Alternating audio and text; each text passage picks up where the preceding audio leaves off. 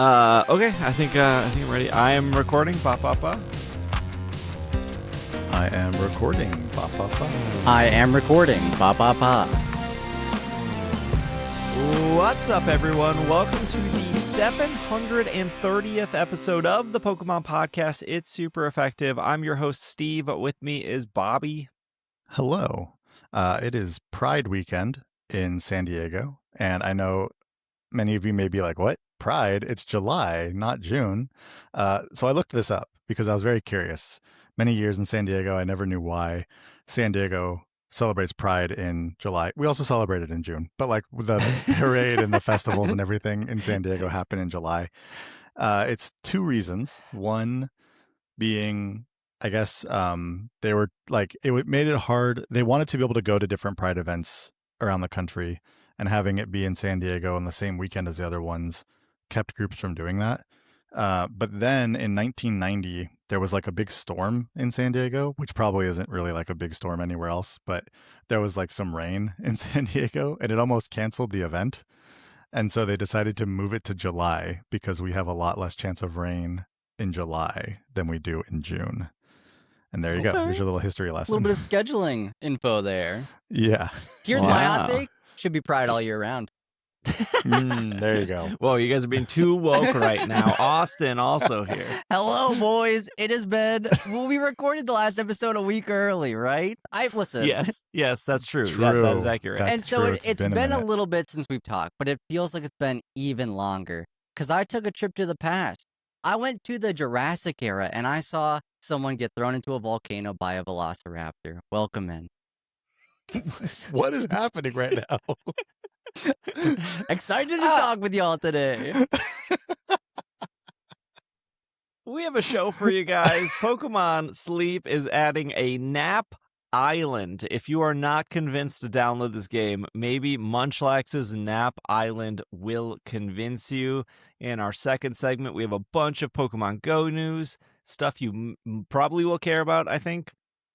And then in our third segment, we have a little bit of TCG stuff and a little bit of rule changes to the official VGC / UNITE / the 2027 circuit, technically, because the 2026 circuit ends next month, which is actually crazy because Worlds is also next month. Mm-hmm. And then if you pay $5 a month for patreon.com / PKMNcast, or if you're on the Apple Podcast premium feed, which you can do a free trial on both, you will get access to our bonus segment, which we will be talking about the exclusive invite-only New York Mewtwo event.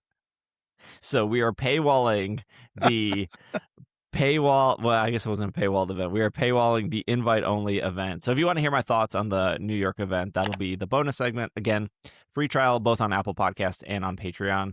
If you want to sign up, and for $5 you get ad-free, you get the bonus episodes like we're about to talk about. You get all that stuff. I'll do a spiel later, I guess. I don't like doing a spiel at the beginning, but I got to tell you what the bonus segment's going to be. But That's fair. Yeah. Fair enough. It's marketing 101. I'm very bad at selling my own product of the bonus show. Speaking of products, Nap Island. This is our first segment here. Pokemon Sleep celebrates its 3rd year anniversary with a bunch of stuff. But by the time this podcast comes up, Munchlax's Nap Island will become available on July 20th at 2 a.m. UTC. So this is off bulbagarden.net. They probably just copy and pasted from the official Sleep website, but it was my first link. It's a good site. It's a good site. Yeah. I like Bulbagarden. Yeah, Bulbagarden's pretty all right. Sleep researchers will unlock the feature once they have registered 35 sleep styles in their decks. That's probably like a week of playing, ensuring that any player who has been with the game for any reasonable length of time will have it unlocked. Bonus XP for Pokemon relaxing on Nap Island. Munchlax's Nap Island can perhaps be thought of as a Pokemon Sleep's equivalent to the Pokewalker from Heart Gold and Soul Silver. This is Bulbagarden's. That's got to be Bulbagarden's wording, right? There's no way Pokemon Sleep they said wouldn't that. say that. They're not bringing up the Pokewalker. Because let's talk about the Pokewalker. Sleep researchers will be able to send over 1 helper Pokemon to Nap Island at a time, they will accumulate XP every minute of the maximum total of 150 XP per day. They will also recover energy at a rate of 15 energy per 24 hours. When the Pokemon is retrieved from Nap Island, it will grow immediately based on the accumulated XP from its stay. To discourage sleep researchers from swapping out Pokemon too frequently, a Pokemon will require a minimum of a 7-day stay of 7 days on Nap Island to receive the full benefits. Pokemon that are retrieved before 7 days will still receive the amount of full energy recovery from their stay, but only half the amount of XP accumulated. The amount of XP gained on by a Pokemon on Nap Island is not influenced by any bonuses from the events, not influenced by growth incense or sub-skills. However, they are influenced by a Pokemon's nature when applicable. Applicable, sure. That sounds way better than what I said. So that would be like XP up or XP down are the only things that I think they're referring to. Yeah. The maximum length of any session on Nap Island is 1 year. And further XP will not be accumulated after unless the Pokemon is retrieved from Nap Island, which I think there's a cap, right? The cap is like 450 XP. I don't know if they say that here. For any Pokemon that reaches the maximum level when taken back, any extra XP above that required for their level cap will be added to the XP bonus gauge. Please note that Pokemon on Nap Island are not considered part of the sleep researchers' current team while on the island, and that any sleep research during that period does not count towards the number of sleeping time that the sleep researchers have shared with a Pokemon. I wish I could go to an island for 7 days to just nap. Let's be real. This sounds awesome. Well, you can. Just got to pay a bunch of money. Did you guys see this is separate news. Did you guys see the news where like somebody on the Pokemon Sleep Reddit a year ago said like, hey, there should be like a Munchlax Nap Island and you should be able to send a Pokemon there and it should be able to like get XP? I did not see that. So they're just getting their features from Reddit? They're just maybe like, this sounds good. Let's start developing it. Okay, so post your ideas on Reddit. Yeah, it was the Reddit post from like, it was like literally 363 days ago or whatever, was almost identical to the news they announced. Really? Interesting. Yes.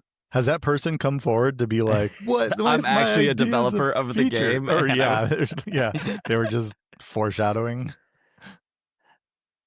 It's possible, right? It's like, okay, there's two scenarios. Either one, maybe there's three scenarios. I don't know what the first scenario would be. The developers saw that post and was like, hey, this is really clever. Let's do that. Yeah. Or the second scenario is maybe it was a developer being like, let's post this and see if it gets traction or see what people think about it.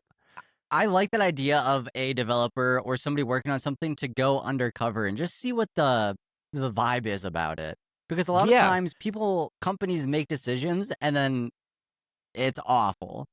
So to go under and be like, hey, what do you guys think about this? As just an anonymous user, that's a good idea. I mean, if that's what it depends that on was. How, like, because like, to be fair, in 2005, I was holding my iPod Classic up to my, holding it up and thinking, dang, it'd be cool if they turned this into a phone. And then 2 years later, iPhone was born and I was not a developer or working at Apple at the time. Sure, right. I mean, it depends on like how, like, I don't know. I think Snorlax sleeping all night leading to baby Snorlax having naps. Baby, I like how you call them baby Snorlax. is like, it's not like too far off, but again, I don't know how like accurate the Reddit post was. If it was like point for point, like what they actually did, then that's wild. And it would be great to see a follow-up from that Reddit user. Could that be the title of our episode? Baby Snorlax announced for Pokemon Sleep. Yes. Baby Snorlax. Oh, that's good. Well, okay, there's no way the developers don't read the Pokemon Sleep subreddit, right? Because for sure, it's a popular subreddit too. no one knew, like, at least that development team didn't know that Togedemaru was broken until somebody made a post that, like, hey, I think Togedemaru is broken. And then, like, a week later, it was like, Togedemaru bug fix. Yeah. No, I think that Pokemon Sleep gets a majority of its feedback from that subreddit. Like, I wouldn't be surprised if they're in there looking at it all the time just to see what people are saying. Because, like, I mean, I guess people could send feedback like through the game, but I don't see a ton of Pokemon Sleep talk on social media ever, right? But then like you go to that subreddit and it's just like a different world in that in there. So I would not be surprised if they're on there like constantly, just like checking things and maybe figuring out what's broken that way, like like you said with Togedemaru. I mean, Yeah. like go directly to the community is like a great place to figure out what's not going well. Yeah. Okay, I'm doing some investigative research here. It says 1 year ago, fan made art. How I would want Munchlax implemented in the game. They say, I'd love it if we could send some Pokemon away for extra XP with Munchlax. Here are some more specifics how it would work. Pokemon are locked there for a week, so you can't use them on a current team. Pokemon would gain 300 XP per night, regardless of your sleep score, which I think the final one is what, 150? 150. Yeah. Yeah. When your Pokemon returns, there's a chance they could bring back a biscuit. Okay, that didn't happen. That would have been cool, though. I like that idea, but There is item stuff though that we'll talk about. But yeah. I thought there was like a more in-depth post about this. Okay, so now I'm going to click on this user. His bio is just like developer at Yeah, select just button right or there. Ilka or something. It says they've been a Redditor for 4 years. They 3 days ago they were replying to people who tagged them saying, "Hey, you predict this." It looks like they also participate on r/sports gossip, but they are. I don't think they're a developer. They're also posting in r/South Jersey. Okay. They could be a developer in South Jersey, for all you know.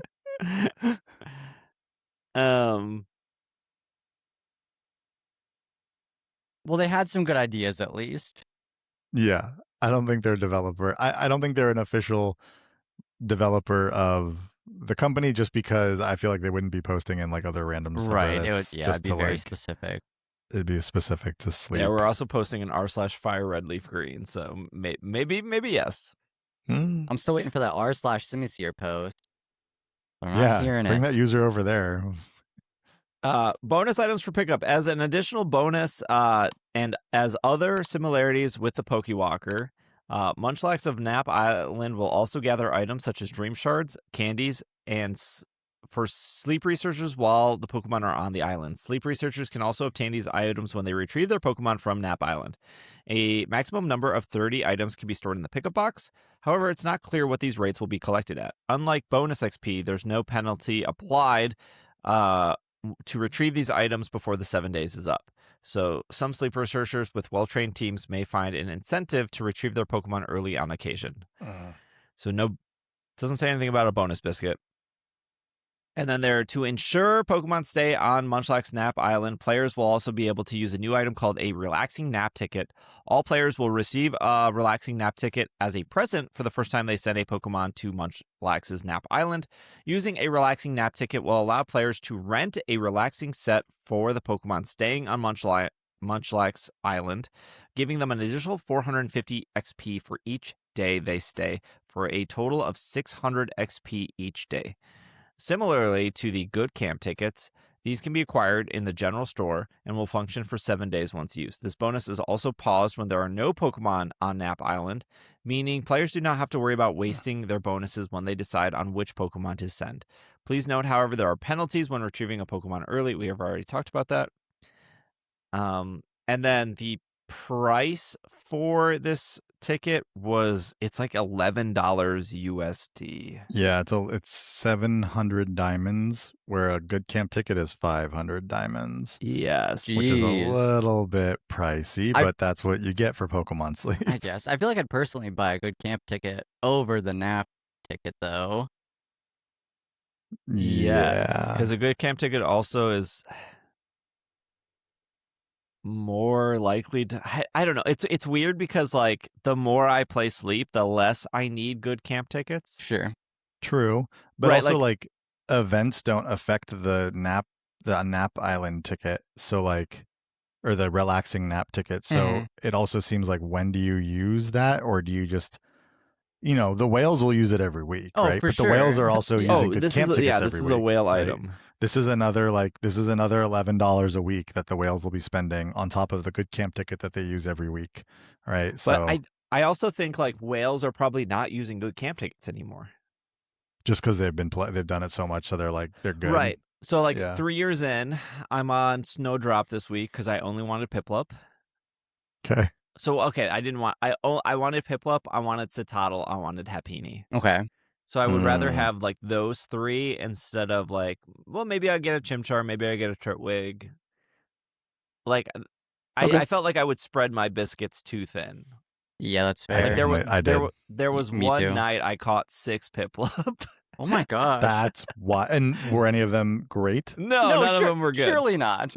Yeah, none of them were good. But I was like, at least I'm pushing my Piplup past 10, so that I'm guaranteeing a subskill or a gold subskill for the first slot. Yep.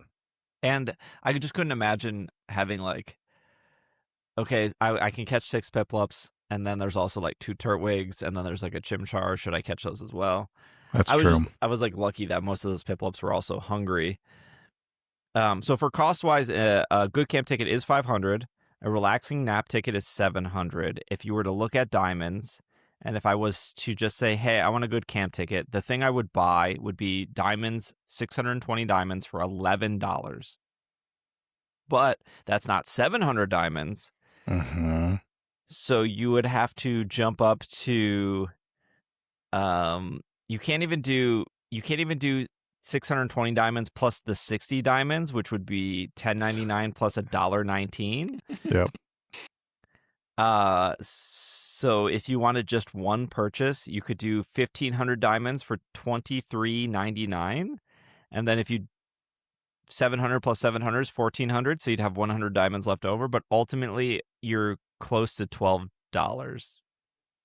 That's wild. Yeah. And I will say, thing about Pokemon Sleep that's interesting is like, all of their stuff is expensive, right? All of the diamond prices, everything is expensive, except for that trial bundle, right? That trial bundle is like the best deal Always that game so ever good. has. Yeah. Always, yeah.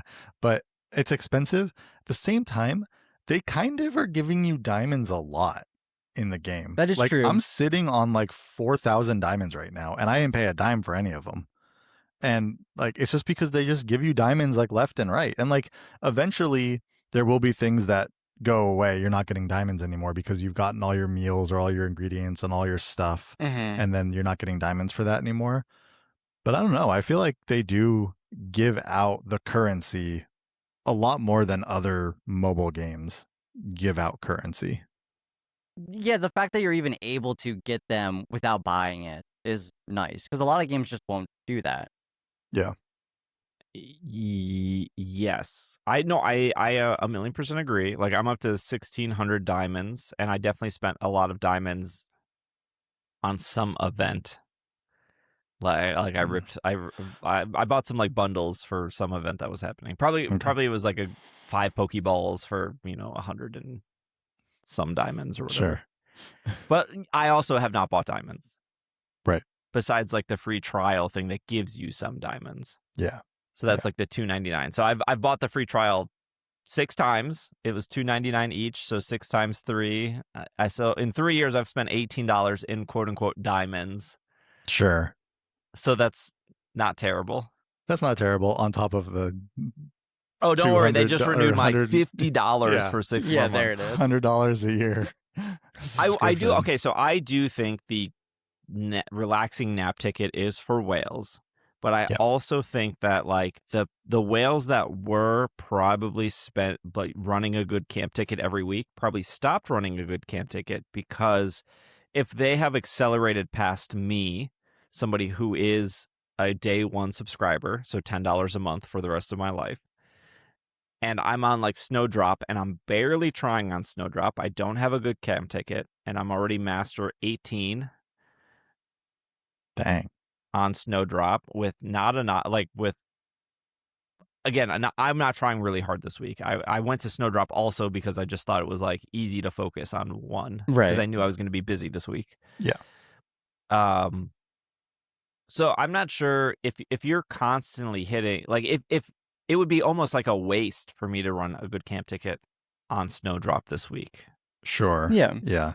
I mean, you get like one extra spawn a day, right? But other You than get that, you get one chance of it being hungry a day. you get one extra spawn a day, don't you, with a good camp ticket? No, because the most you can get is 9 spawns, and then if you use an incense, that's your 10th spawn. Oh, that's right. I'm sorry. I'm thinking of the incense that gets Yeah. you the 10th spawn. Yeah. So if your goal now is just to power up Pokemon, because this seems like a ton of XP, you would just do that instead of the good camp ticket? Yeah. And that Yeah. actually makes sense, because I could also see, like, to your point, right? Pokemon Sleep's watching their revenue just going along. Maybe it's plateauing, but they're like, we got the whales, it's all good. And then the whales don't need the good camp ticket anymore. And that revenue just starts a little downward spiral. And they're like, oh no, we need to add something else so the whales come back. And then now they add that in, and that'll pop their revenue back up, because now Yeah. they'll go use the relaxing nap ticket in place of the good camp ticket that they stopped buying. As a premium member of Pokemon Sleep, Yeah. I think we should be getting a relaxed nap ticket every month with our one good camp ticket we get every month. I would that agree. would be nice. Yeah, that would be nice. For sure. Maybe we I- will. They didn't say we would, but like maybe they'll. I think they should. I think we should get, because if anything, that just incentivizes people to sign up for $10 a month. That's also true. Like I think about this as like, you know how you get like airlines, like they take things away, and you have to like, now you have to just like pay to like pick your seat on an airline. Yeah. No idea. I don't know. I haven't flown in years.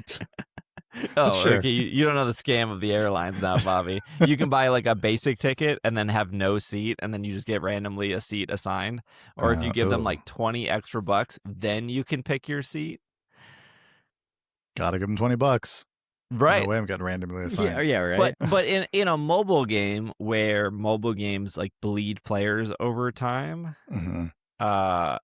I would think it's kind of the opposite, where instead of making things more expensive, like, don't you want people to sign up for your membership? And if you're adding one extra thing for your membership, that's not really costing you anything. Right. Yeah. It's like, okay, now I'm getting one good camp ticket, I'm getting bonus points, I'm getting access to the premium store, and I'm also getting a relaxing nap ticket. Mm-hmm. I can't imagine that would, like, that has to make them more money than not. Like, they can't be losing on that. Especially when you see the comments of people being like, I'm never going to buy a relaxing nap ticket because it's $11. Yeah. They would buy But- premium, I think. Yeah, but they would probably buy premium. Yeah. I mean, I'm one of those people. I don't see why would I would never buy a relaxing nap ticket. Like, Yeah. it's just enhancing the nap island, right? So it's just like, well, I could just go do regular nap island. And I mean, all these things ever do are just speeding up time, right? Mm-hmm. Like, I could just go to Nap Island with no relaxing nap ticket for a year, or I can go with a relaxing nap ticket and, do that same thing in 6 months, say, or, 4 months or whatever. So you're just buying time. So yeah, I feel like in that way, it would make sense for them to add it to the premium. Because when you're looking at everything premium can give you, I feel like you're going to be able to just get more people with that $10 every month. I'm looking at the store. I have never bought an energy pillow. I've never bought a helper whistle. Oh, yeah, no. I think I've bought a luck incense once, but it was like legendary spawn / good sleep day / like bonus thing. Yeah. So I got like 400,000 dream shards my that night. gosh. Nice. So I thought nice. that was worth like the 150 diamonds. But again, I bought those with like free diamonds. Like I didn't even actually spend Right. real diamonds on that. None of us have spent money on diamonds, right? Like aside I from think when the the game bundle, first came the out, trial bundle. Okay. Yeah. I think I bought I think when the game first came out, I bought the 1,500 diamonds for $23.99. Yeah. I don't think I bought any diamonds just as diamonds. Yeah.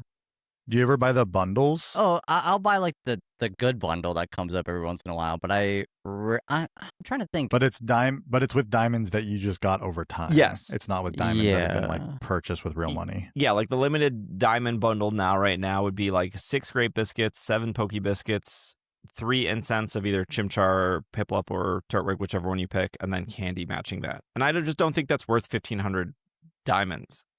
Yeah. But next week when they do the other bundles, they might be better. Like I just don't care. I don't care that much about Pokemon Incense or Pokemon Candy. I would rather just get more Pokeballs and more Great Balls. Yeah. Agreed. I'm sitting on so many Pokemon Incense, like because it's like, oh great, I use the incense and then They're not it's hungry. gone, and it's like, is the Pokemon good? Is it not? Yeah, is it's it not probably a hungry? waste. Like it, it's and if it's not a 5 pip like Pokemon, if it's like 12 or 16, it's like I'm not even gonna get it that day probably. So it's like, yeah, I'm working towards it, I guess, but those incense, they just sit in my storage. I use my incense all the time. I like Really? never have any. But also you're right. I don't think I ever really bring the Pokemon home. Yeah. So, Yeah. I have saved my incense for when they do shiny boost of like, which I feel like they haven't done in a while. But if It's it was been a like minute. shiny Pikachu boost, it's like, okay, cool. I have like 2 Pikachu incense that I'm saving for this week, I guess. That makes sense. There was an event within the last like 6 to 9 months where I think I used a legendary, like a Suicune or something, because there was like there was a shiny boost of some kind. And so that makes sense. But honestly, like half the time I forget to use incense. Like I just forget that that's a thing. Mm-hmm. And then every once in a while I'm like, oh, that's right. Especially on like the use 7 incense tasks or whatever, which I just Would it forget not about. be beneficial to save your incense for GGEX? Because technically there is a slightly higher shiny boost on Greengrass EX. Yeah. That's true, I guess. Yeah, that makes sense.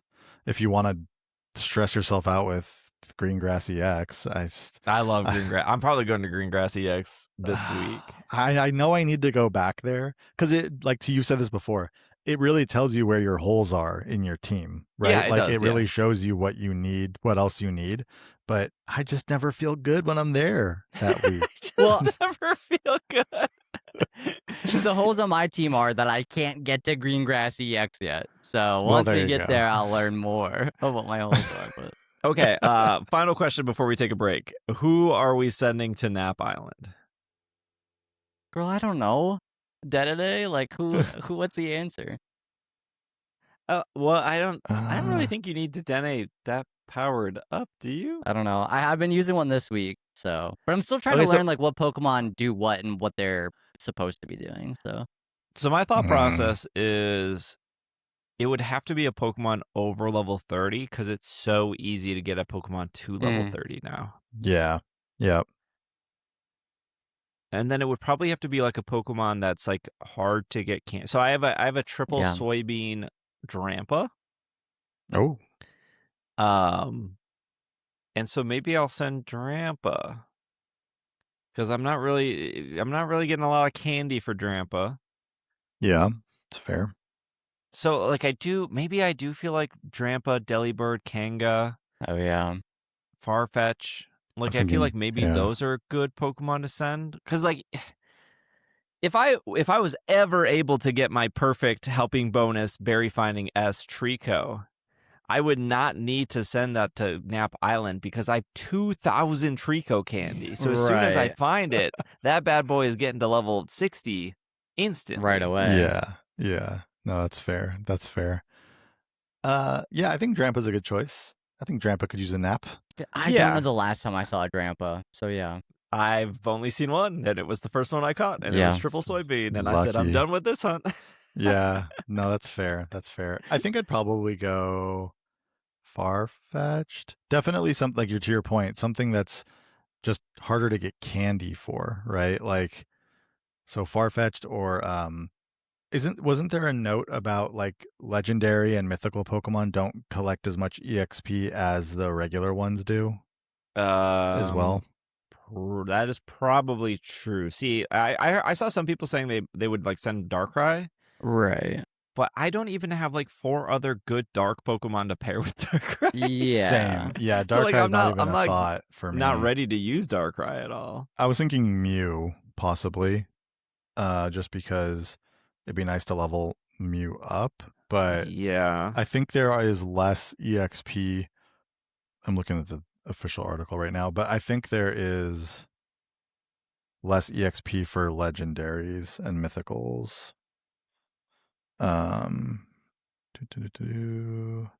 Doesn't say it here, but I saw it. Someone in Slack posted something and they showed they were like, did some math and it might have just been because it takes so much more EXP maybe to like level up legendaries or Sure. something. I believe that, but I don't see it on their website. But it might just believe be, it might be that. That might be what it is. It doesn't look like, it might just be that it's that there is, right? Because isn't it more EXP to level up a legendary? Yes. Yeah. Yeah. So I think it's I just think that. so. So it's just like, it's going to level up slower because there's more to leveling that up than like a regular Pokemon. But I was thinking like maybe Mew or like Farfetch'd for me. Do you have Triple League Farfetch? No, I have Leek Ginger and Leek Sausage Farfetch'd. I'm Do so you mad. have Triple Leek? No, you don't have Triple Leek Farfetch'd. No, I got the Farfetch I caught was ingredient finding small, ingredient finding medium, ingredient finding up nature, Wow. and it was Leek Sausage Leek. I mean, it's not bad having Leek at the 60 level because that's like you're gonna get the most Leek out of that. But yeah, Triple Leek would be. I think Tone has Triple Leek Farfetch'd. I've only got You one. need to be able to trade. We need to be able to trade Pokemon and Sleep. Yeah, that's yeah. I've only got one Farfetch, and it's Leek Ginger. So Yeah. It's not worth it. not worth You're it. not getting enough Farfetch candy to Okay. power up 2 Here Farfetches. is my question that I have never looked into. Okay. So I'm coming here to the podcast. I know we're past time on this segment probably, but we are, but go on. Okay. So I do have a Farfetch that's Leek Ginger, and I just got that Farfetch to 60, and it is not giving me much ginger. But it says in the thing that I'm gonna get 12 ginger. And I'm like not getting any ginger from it. Like, what's happening there? Shouldn't it be giving me like, I know that there's an inventory max, obviously, Right. but like, I feel like it should be giving me a bunch of ginger, and it was giving me barely any when I was using it. I believe when it decides what ingredients it pulls from one of the 3 is considered a roll. Oh, is that what it is? That's See, I what never it looked is. into that. Interesting. I never took the time to like research that. Because That's why people want triple, because then it's you're guaranteed. guaranteed to get that ingredient exactly. Oh. Because yeah, as I've been Interesting. trying to unlock new dishes and everything, I've noticed like I'll be waiting like 47 minutes, for example, and I won't get the Moo Milk. I'm like, I thought that's what that was, but that makes more sense then. I think it's most obvious when you have 3 different ingredients altogether, like apples, leek, sausage. Mm-hmm. Name that Pokemon on Sleep. I don't think that actually exists, but you'll see how like randomized it is compared to an ABA where it's like leek, sausage, leek. Right. Like I'm sometimes getting the other one, Huh. but it is frustrating when you have like a herb corn, and you're like, I just need 2 corn, and then all of a sudden like the Dragonite just gives you like 5 herb instead, and you're like, I just don't needed want 2 that. corn. Yeah. Yep. For sure. Okay, we're over on this segment, so when we come back, we have some exciting Pokemon Go news, and then some TCG and some Worlds news, so we will be right back. And we are back from our break. Pokemon Go. Where to start off with? Let's start off with the fact that Go Fest is coming back. Back again. So this was updated on July 17th. This is off PokemonGo.com. Trainers, we previously announced a special Go Fest Global Sunday raid event in select regions. Upon further investigation, we found that the impact of technical issues related to raids was more widespread than we initially thought. Therefore, we'll expand the event globally to all trainers. This event will take place Sunday, July 26th from 10 to 7. Additionally, we appreciate your extended patience as we work through the updates. As a token of our gratitude and sincerely apologize for the confusion we caused, we have increased the number of free raid passes from 9 to 12 for this event. And that will be worldwide, 10 to 7 local time. Raid bosses on the Sunday will repeat, including Mega Mewtwo Y and Super Mega Raids. There's no limit on remote raids for all trainers. 1-star raids will feature the Pikachu wearing the team hats. There will be the Earthforge domain from 10 to 1, which will feature Regirock, Regice, Registeel, Origin Form Dialga, Origin Form Palkia, Heatran, Regigigas, Incarnate Form Tornadus, Therian Form Tornadus, Thundurus, Landorus, both forms, Regieleki, Regidrago, and then both Enamorus. The Verdant, is that how you say it? Verdant? Verdant. Yeah. Verdant from 1 to 4 will feature all the Deoxys, all the Genesect, Tapu Koko, Tapu Lele, Tapu Bulu, Tapu Fini, and then all the Ultra Beasts. There you go, all of them. The Twilight Battlefield from 4 to 7 will be Latios, Latias, Cresselia, Darkrai, Cobalion, Terrakion, Virizion, and then Zamazenta and Zacian. Your Mega Raids for 10 to 1 is Metagross, Garchomp, Audino. From 1 to 4, Beedrill, Pinsir, Sceptile. You can skip all those. And then Twilight Battlefield, Tyranitar, Gardevoir, Lucario. The background will still appear. Link charge cap will go to 2,000. No limit on remote raids. We already said that. All of those Pokemon I read will have the special background, I think, except for the Pikachu. Yeah, because it has to be 5-star raids.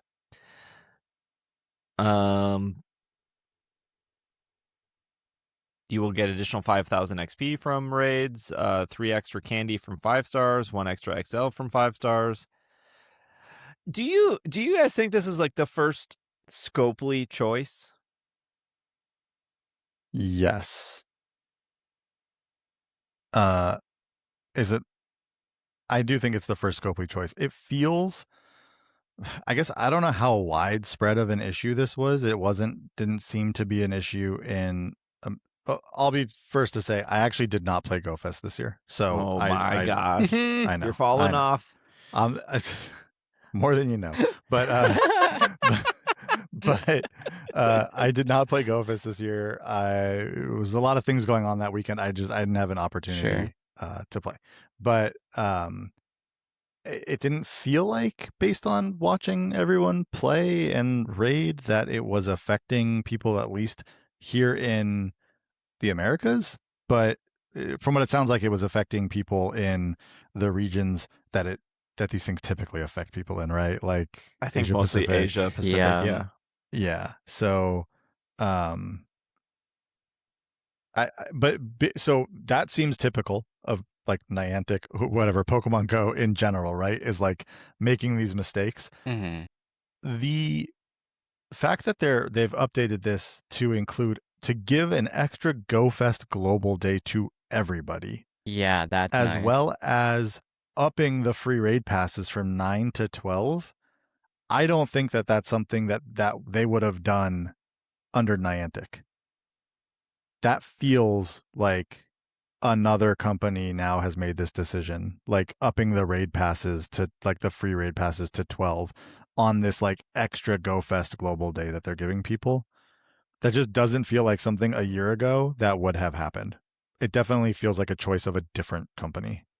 I almost feel like, okay, so they did the thing. We recorded early. So last episode was recorded early, so that news passed, but on the actual anniversary of Pokemon Go, they did the thing and they changed the name Yes. from which was kind of frustrating for the last year because people would say, like, isn't it called Scopely now? And it was like, well, no, technically Scopely bought Niantic Games and the Right. development team is called Niantic Games, but people just say Niantic, and Niantic Spatial is what John Hankey owns. Yeah. So, like, Scopely owns a bunch of studios. Right. There's a studio that makes Monopoly Go. There's studios that make the other Scopely games, but like Niantic Games makes Pokemon Go. Yeah. And then they did the thing, which is crazy because I still think of like when Facebook bought Instagram and then people didn't know that. And Yeah. then they update. Then when you logged into Instagram, this was like very short lived, but when you logged into Instagram, it would be like Instagram by Facebook. And then people started freaking out. And then they removed the by Facebook. Yeah. Yep. And then they just realized that Facebook had a bad connotation. So and then they also changed their name to Meta. Yeah. So now it's like Instagram by Meta. Because that sounds better than Instagram By by Facebook. Facebook. Yeah. And like people who are chronically online like us, we know that Meta is just Facebook. Yeah. Sure. But there's like so many people who just don't pay attention to that. Or just like don't think about that. Yeah, I mean, I was that's like, I was like 32 years old when I realized that Hilton hotels were part of like Paris Hilton. Like, what? I didn't put two and two together for the longest time. How did you think she had all the money she has?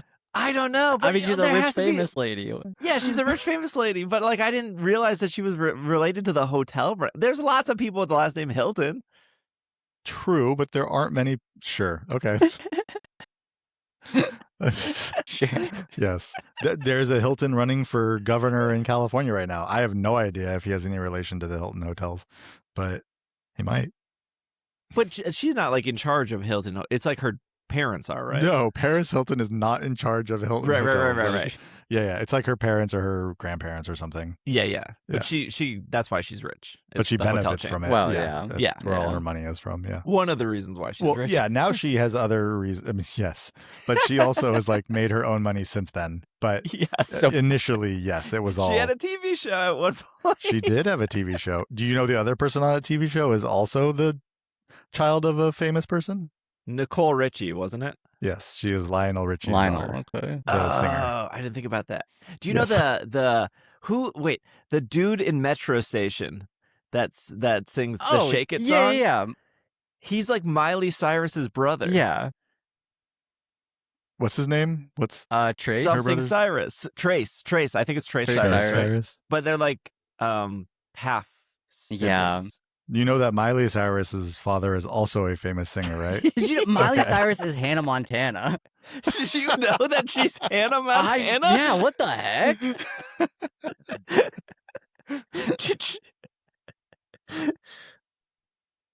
Also, there's a lot of people that listen to the Shake It song and don't know what it's about. It's not family friendly. I'll just say that much. It's a banger though. It's a real bop. That's like a lot of songs where it's like if you're not really listening, you have but then you really listen, you're like, oh, okay, I see. Yeah. Anyways, Niantic Games is now called Scopely Explore, which I think the name is fine. Yeah. I don't know. I lived through when the iPad was announced and people were like making iPad name jokes. Yes. And it was just like, it felt very childish, and now everyone just accepts iPad as iPad. Yeah. I also lived through the time when the Wii got announced. Oh, yeah. And then people made fun of the Wii name for... We lived through Pokemon Masters EX. That's true. Wait, bring back that hashtag. That was pretty good. I think the name is fine. I have no problem with the name. No. It's but fine.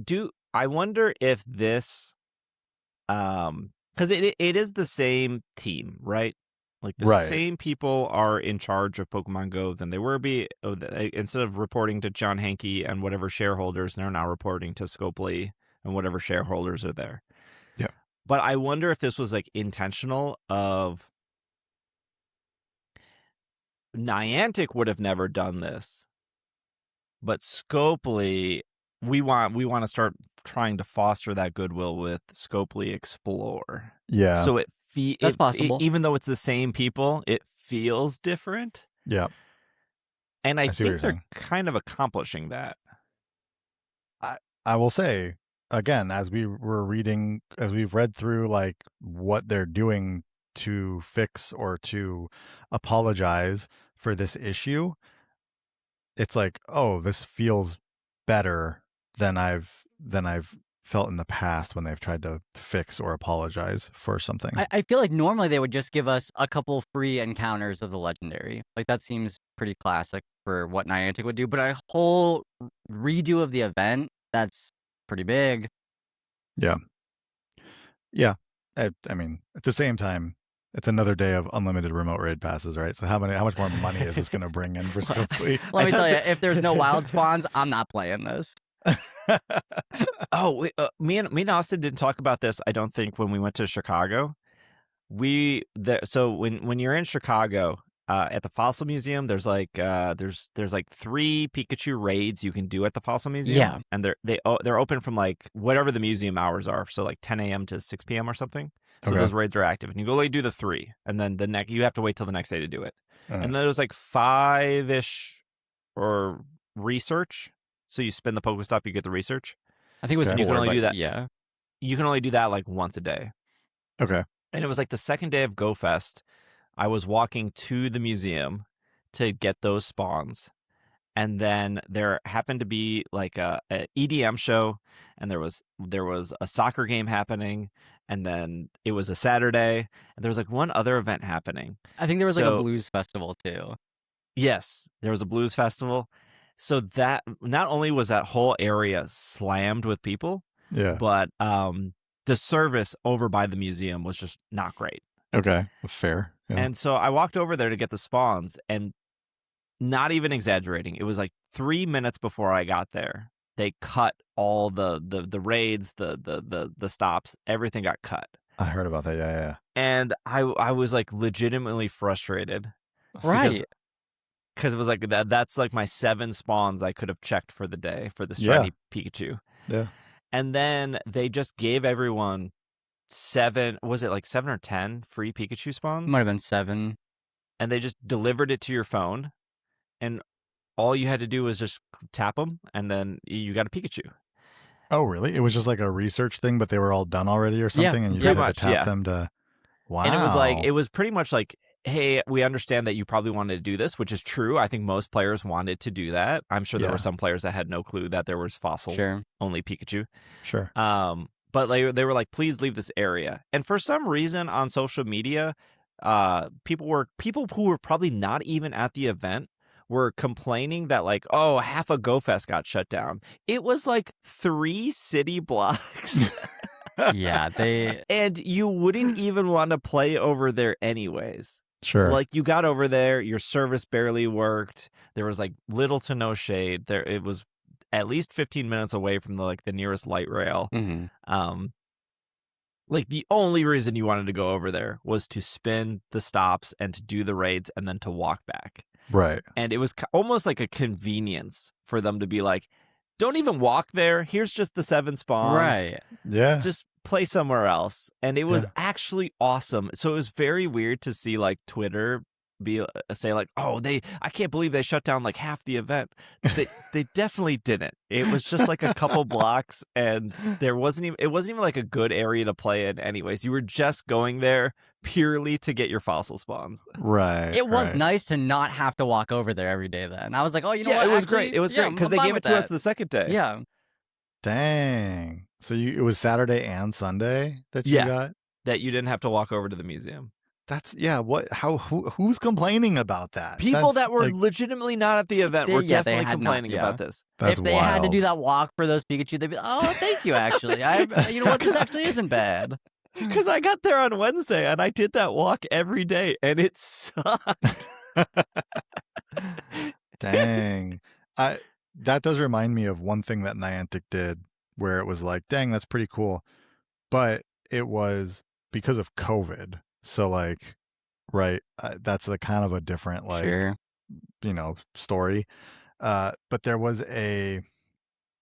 what was it? Like a safari, not a safari zone, but like whatever they called it. There was one in like St. Louis, Yes.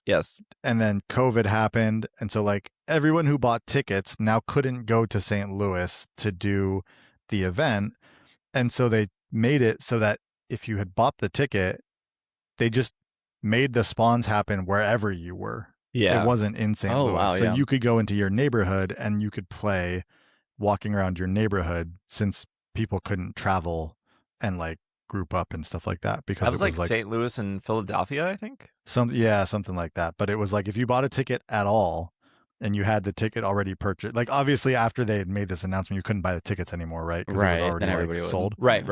But if you had bought the ticket, rather than refund you or just say like, sorry, like it'll be another year or something, they just were like, wherever you are, you can play this event because you bought the ticket. I thought that was pretty cool. But again, that was like because of a global pandemic, like a little bit of a different situation.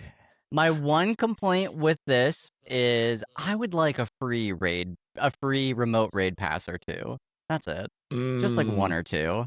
Yeah. Hmm. They had to run the numbers and been like, if we just do this global for everyone, we're just going to make a bunch of money. Surely. Yeah.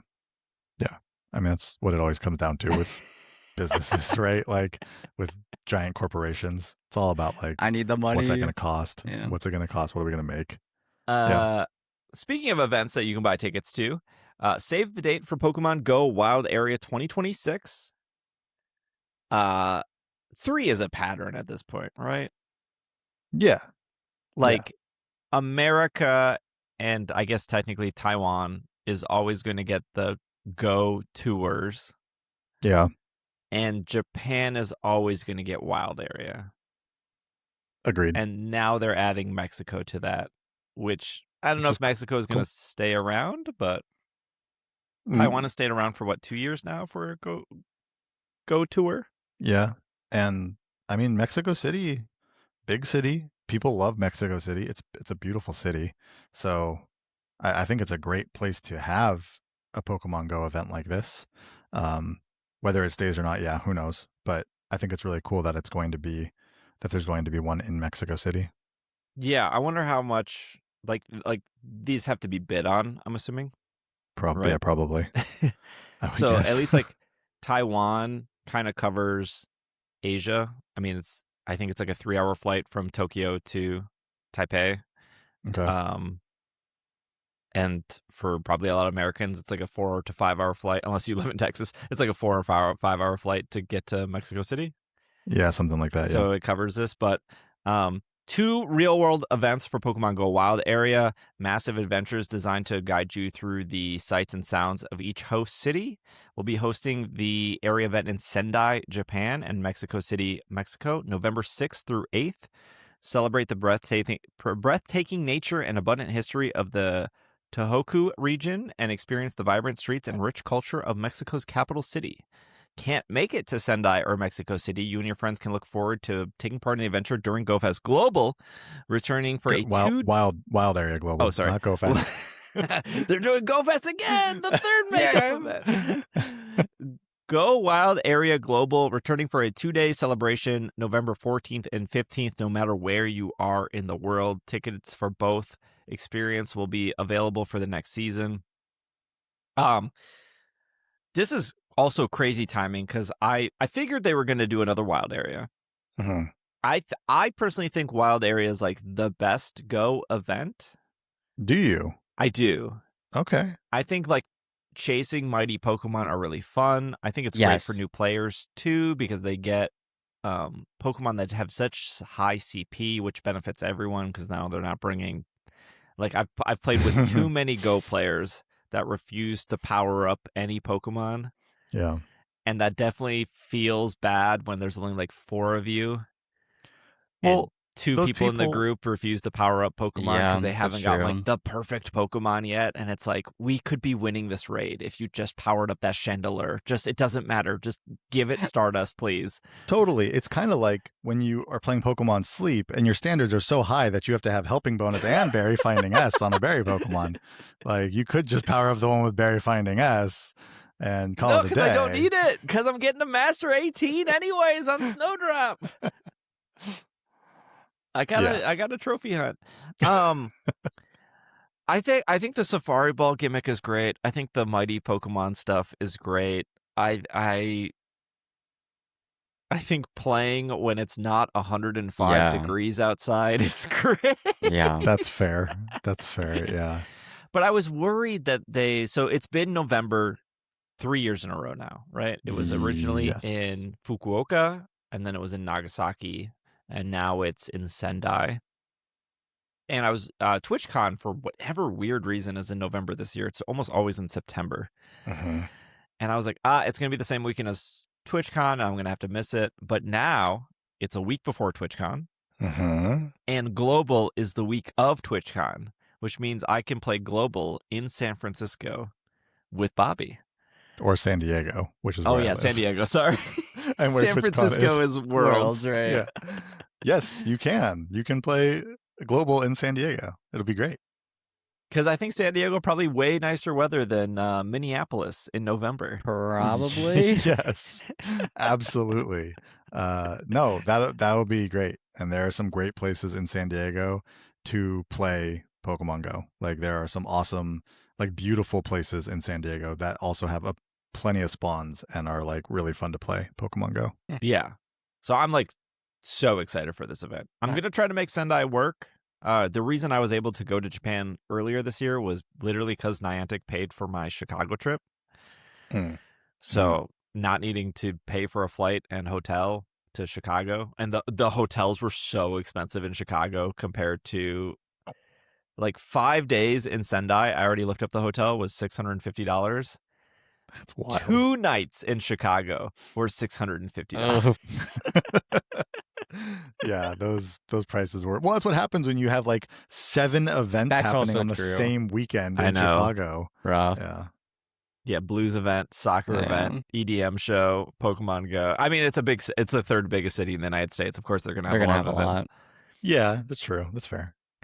No details though. We don't know what the Gigantamax or whatever Pokemon. People are speculating it's going to be Orbeetle. Finally, like they've been teasing Gmax Orbeetle for months. Yeah, it's been in like the trailers for the seasons and stuff, and it just never shows up. So I will say the one thing I also like the wild area. I think that it's really fun. The one thing I don't know. I go back and forth on this. It's typically only 2 types of Pokemon, right? It has been the last 2 years, because it's like I forgot all about that. Gigantamax, and then all the spawns are like, the first year it was Poison and Electric, the second year it was Dark and Fairy, I believe. So this year it has to be Bug and Psychic, right?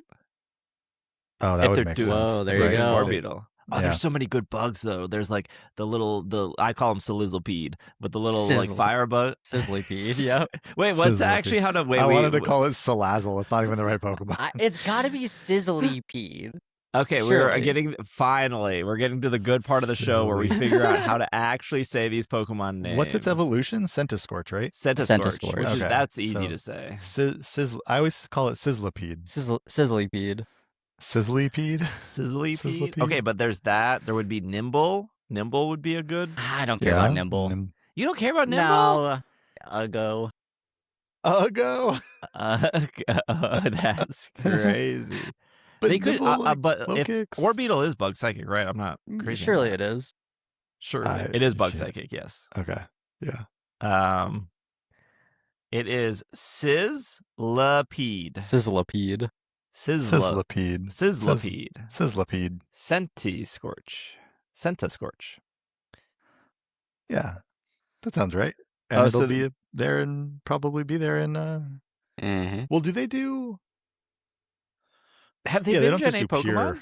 They don't just do pure, like Dark and pure Fairy, right? Or pure. No, they don't do pure. They do like when they're dual type. They'll do dual type stuff. Yes. Okay. Yeah, it's not pure Dark, pure Fairy. So that was kind of my issue the first year was I felt like there weren't enough spawns. Like even though they did do Poison Electric, it wasn't like it was a bunch. It wasn't like it was all the electric spawns. Not that I would Yeah, need that's it to fair. be, but it just didn't feel like it just felt like a smaller pool. And a part of me is like, that's good because you don't feel like overwhelmed, right? Like, oh, I have Yeah. to catch all these Pokemon. I have to like hope to get all these shinies for all these things. But then another part of me was like, oh, now I've been playing the whole day and I feel like I don't really have anything to catch. I'm like waiting for those mighty Pokemon Yeah, or mighty like Pokemon are so whatever, good. which are great, you know? And again, the event itself I think is great. Like I enjoyed the wild area the first year. I think the second year I couldn't play it for some reason, or I couldn't play most of it. So I think it's a great event. I just remember like thinking, I wish the spawn pools were a little bit bigger than they are. But I think that's a fair, though. minor complaint. Like it's not So really a just looking thing. at 2024, Electric Hour was Alolan Geodude, dual type. Okay. Magnemite, also dual type. Voltorb, Blitzel, Tynamo, Electabuzz, Electrike, Shinx, Joltik, Stunfisk, Helioptile. And then the Poison Hour was Bulbasaur, Bellsprout, Tentacool, Spinarak, Venipede, Skorupi. There's a lot of bugs right there. Yeah. Wooper, Quillfish, Krogunk, Toxapex. Is that how Toxapex? That's No. the name of Marini. that's Marini's Yeah, okay. evolution. Marini, Yeah. then Toxapex, and then this is my first day playing Pokemon, and then Skrelp. Yeah. I So guess it's not terrible. I don't know.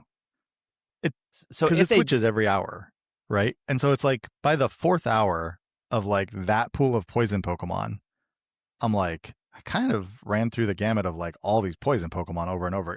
There's like 12 spawns, you know? And it's like, I don't know. I felt like the spawn pools could have been a little bit bigger, but you can't like make everyone happy, right? You can't make the people who are playing the entire event happy at the same time you want to make people who can just jump in throughout the Right. event and play, right? I don't know, I'm about to do a third Go Fest day, and I'm over the moon Wait, excited. real quick. Speaking about the third Go Fest day, please Mega Evolve your Pokemon from YouTube, please. Please. Yeah, good point. Good point. I know there was a lot of that not happening. Yeah, it's like I saw a post of people being like, this needs to be easier. You need to like auto mega evolve a Pokemon for somebody or reduce it from 10 players to 7 players. I've seen like posts like that, and it just comes down to like reading comprehension, Yeah. right? You could mega evolve any Pokemon. It could be a Beedrill. Mm-hmm. It doesn't matter how high or how low the CP is. But it's like I don't want to dumb down the mechanic because it's already the most simple mechanic in the Sure. world. And Mm-hmm. when you go to do a Mega Mewtwo, the game will tell you need a Mega Pokemon. Yeah. Right. And everyone at that level should have a free Mega Beedrill. Mm-hmm. And not only does the Sure. game put that Mega Pokemon in your party, it puts it in the 6th slot so it can't accidentally get knocked out. And then when it's time to Mega, it auto flips it in for you. Yep. The only thing the player is required to do is to Mega Evolve it and to make sure that it's healed for the next one. So I will say there are some issues that are like slightly uncontrollable. If you're playing in a populated area and you join a raid and it automatically goes like Sure. 5, 4, 3, 2, 1, you might not have time to heal. Yeah. And this game has been out for 10 years. I know raids have been around for 8 years. Mm-hmm. If you're in a raid and your Mega isn't healed, you can just hit the run button. I don't know if these people have never done that before. You can just hit the run button, hit heal, and then rejoin the raid. Yep. Yeah. I mean, in their defense, you have to run twice in order to yeah. properly run. They So might just think, oh, the run button, I'm gonna leave the raid. But that's not true. right. So I don't know if they I don't know how much more work Scopely can do for you. Besides, like, you need to read the one sentence it's saying, which is, please bring a Mega Pokemon. Yeah, yeah. Going back to the like running thing, that makes me feel like we grew up in the generation of like just pushing buttons and see what happens, right? Like we grew up in the generation of like, well, we'll just mess around with stuff and like if it breaks, it breaks, but like it probably won't, right? I feel like there's a lot of people. You see it when like you're talking to people who like need help with a computer or something, who are afraid to click buttons because they think that their computer's going to explode or something, right? So like it's the same thing, right? Like I'm afraid to click the run button because I think I'm going to like I'm going to have just wasted a raid pass. I'm not going to be in the raid anymore. I'm going to screw this up. It's going to be over. And so they're just like, I'm just not going to do that. And I'm just going to keep tapping because I know tapping will keep me in the raid. Right. I feel like that's a possibility. Yeah. Once you've gotten to that point, I'm not giving excuses for like the fact that it tells you literally everything to do before you get in the raid. No, I'm But, like- complaining. If you can't read that one sentence, there is literally nothing else this company can do to teach you how to play this game. Like, It like could you auto could Mega argue that, oh, this is Scopely's fault for making it too hard or not giving the proper tools. It's just telling you to bring a Mega Pokemon, and then it's almost doing all the work for you. It's putting it in your party. It's auto flipping it. Yeah. Like, again, there are some things where maybe you get one shot and you have to back out, heal, go back in. Yeah. But that is like on the floor bare minimum thing you have to do in a video game is like, oh, I gotta just heal my Mega Beedrill. Right. How long have these been If you going on? didn't crack the shield is still rainbow, and if you did crack the shield is gray. Yeah. I mean, it's fair. It's fair. I don't know if this is just me, but I also feel like during any event, when the event starts, I have a Pokemon Mega Evolved to either get extra candies or whatever it might be. But I feel like I usually go into an event having an idea of what I want to evolve before I'm even in raids.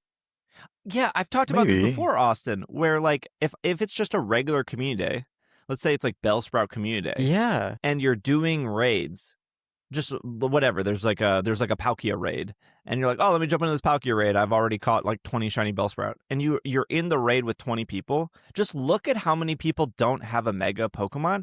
It's mind blowing. I don't get it because you should have like a Mega Venusaur running, so you can just get more candy. From the there's like no reason not to. It's like Mega Pokemon, they suck in every game except Pokemon Go. They're so good in Pokemon Go. Even in ZA, people don't bring Mega Pokemon to the Battle Royale thing because like Garchomp with Life Orb is still better than a Mega Garchomp in ZA. It's it's crazy. Like if I was just looking at the list of everybody in the raid and everybody's Mega Evolved but me, I'd feel left out. I want to join you. I would like. Are they not looking at their phone? They're clearly not reading anything. I think there's a lot of people. I think the people listening to this podcast are bringing Mega Pokemon. Yeah, I'm not worried. Well, and they know that Miley Cyrus is also Hannah Montana. They know both. They know that those two are the same people, and they know how to Mega Evolve. I'm proud of our listeners. I was doing Mega Raichu raids with one of the listeners. Someone was there in the raid, and they took far too long to Mega Evolve. I screenshotted. I was about to call them out, but eventually they got there. So thank you. But you took a minute. Okay. My point is that there's a lot of people who are just very casual players. Sure. They don't know what the little swirly things mean in the lobbies. They don't know, like, maybe they don't even realize, like, is curiosity dead at this point? Yeah. Yes. Are you not looking at the little swirly things and being like, oh, what does that mean? Is curiosity dead? People are having machines write everything for them these days. Of course curiosity is dead. It's been dead. And it's getting deader somehow. Okay, well, Mega Evolve your Pokemon in Pokemon Go. And just heal them. Don't be afraid to push buttons. It's okay. Your phone's not going to explode. Probably. Final bit of news here is Cramorant is finally coming to Pokemon Go. They did the thing. Yeah. It is like Morpeko. It will be in GBL. It looks like it will also be in eggs. Yes. And it will be in the Go Battle Pass. This isn't starting until August 18th. I heard you have to get like to level 14 in the Go GBL in order for Cramorant to start appearing. I don't see this on the press release, but I thought I read it somewhere else. Dang. Well, I hope I get it in eggs then, because I'm not playing. There's no I way would I'm rather opening. give Scopely money for eggs than to play GBL. Yep. Yeah. If they were to say same. Cramorant is only available in like Chile, I would have booked the first flight to Chile. Like, if your choice is either play GBL or travel somewhere, I don't want to play GBL. That's fair. If Twitch was like, hey, if you can play GBL and we'll pay you $300 an hour, I'd be like, too low. I need to, I can't. You want me to play this? I can't. I think there's no shiny, right? Shiny is not. They're not releasing shiny at this time. No. For Cram. Yeah. This is like the first time I think though in Pokemon Go in 10 years that I want to like 100% hunt a Pokemon. Bottle cap won't be available at that point, right? Like your bottle Yeah. cap It'd runs be out. Like, expired. What's the today or floor something. for eggs? Is eggs like 10 10 10? yeah, that's the floor. So it's a 1 in 216 chance, I believe, that you can get a hundo, just based on stats of like what those numbers mean. Sure. It's 1 in 216, I think, for a hundo out of the egg. Yeah. And if somebody else is catching a bunch of crams, I can just start just trade. trading crams, I mean, fishing for lucky. that's on not like Fridays. an easy thing to like. They're either playing GBL or they're getting out of eggs. I don't know how like. Okay, well, Go Cast Chris is definitely hatching a bunch of eggs, so we'll have more details in August, so we'll circle back to the cram situation then. But I'm like not surprised it is a more Pecco situation. Yeah, we kind of assumed it would be like surrounding GBL. Mhm. I'm just kind of surprised that we also, I know there was a lot of talk about it maybe being a regional Pokemon, so Yeah. I am happy it's not regional. I would have taken the regional over GBL. Well, no, true. That's no, but the fact that it's in eggs, I think, is helpful, at least for the event. Right. And it's in I'm the assuming it's in the battle pass, so I'm sure you'll get one for free. And okay. If you spend like $4.99, I'm sure you'll get like a second one. Yeah, it also sounds like in the battle pass, in the Go Pass, if you get to rank 20, it's half egg hatch distance for eggs. Can't you So- only do like what 20 battles a day in GBL before? I've Oh, never maybe. done that I many think- to tell you. I think this is the event Go Pass though. Oh, Like, the Go Pass. yeah, Okay. so the Go Pass for the event, if you get to rank 20, you get half egg hatch distance. So Increase also Rainy Lure will attract Arakudo, increased chance of shiny Ducklet and shiny Dupiter. It's because it's not Dupiter, it's Dupiter, like Jupiter. yes, Yes. it is.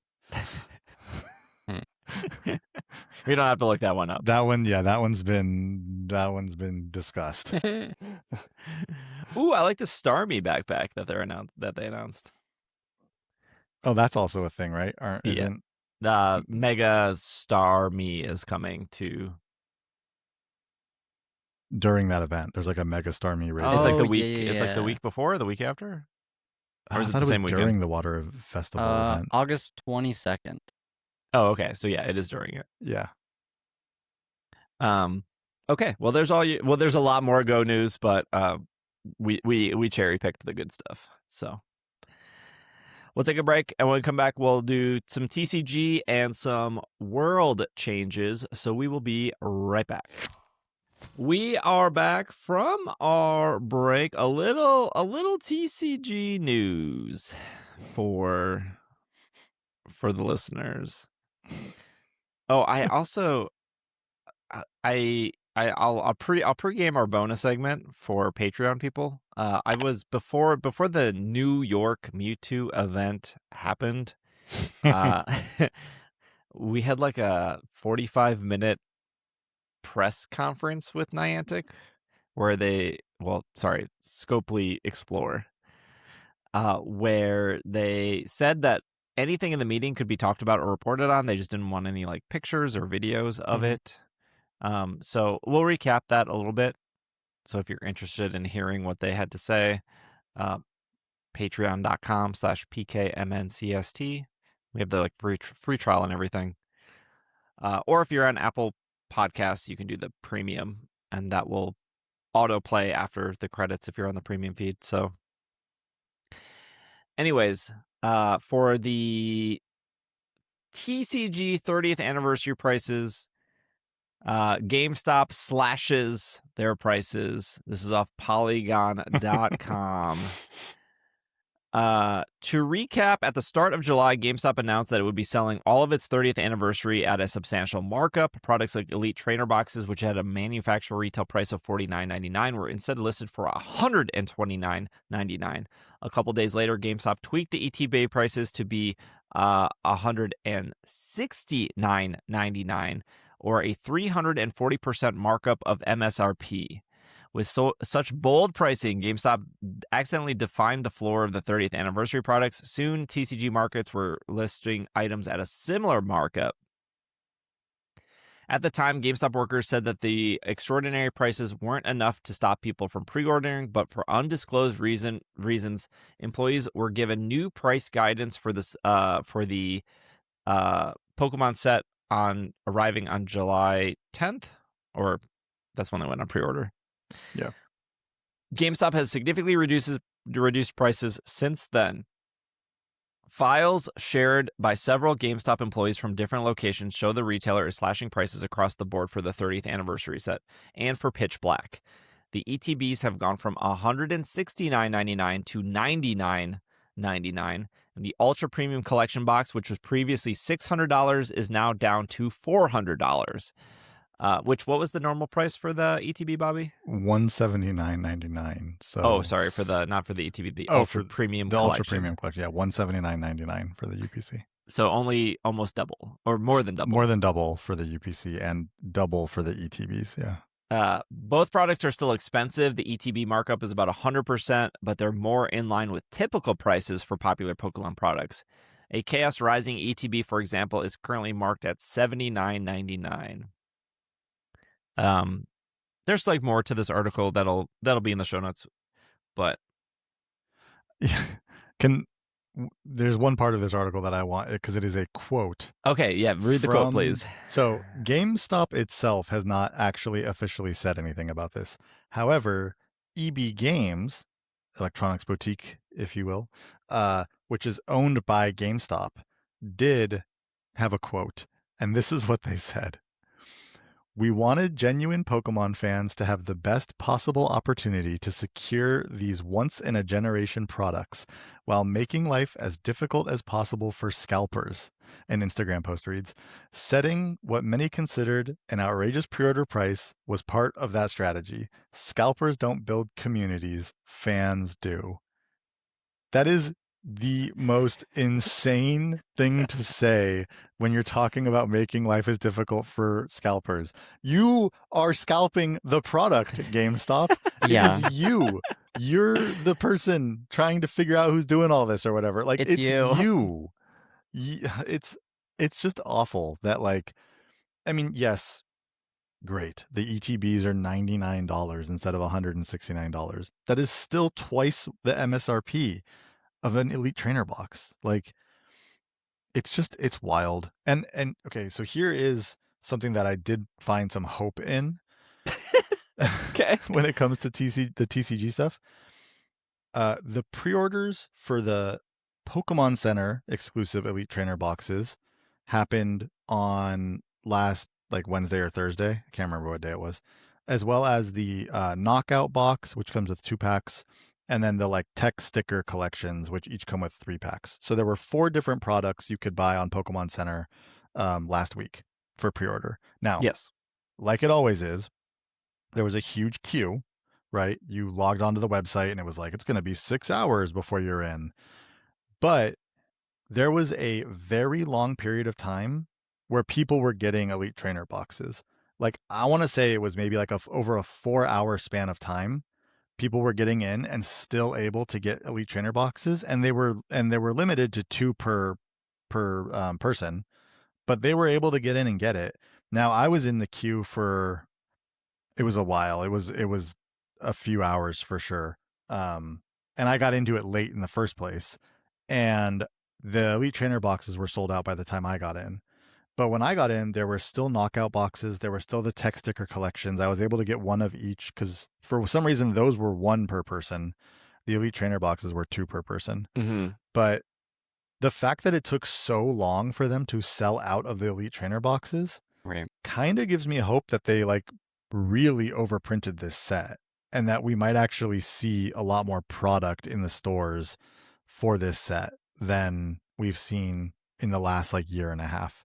Because prior to this, if you went into the Pokemon Center to try to get like a Pitch Black ETB when the pre-orders were up or a Chaos Rising, it was fairly quickly that they were selling out of those ETBs. It was not like 4 hours of people getting in, right? So the fact that it took so much longer makes me like have some hope that they're actually like really printing this set into the ground, and hopefully that'll mean come September, October, November when these things are coming out that we do have the ability to get some in stores, or that at least the reseller price ends up going down if there's so much available.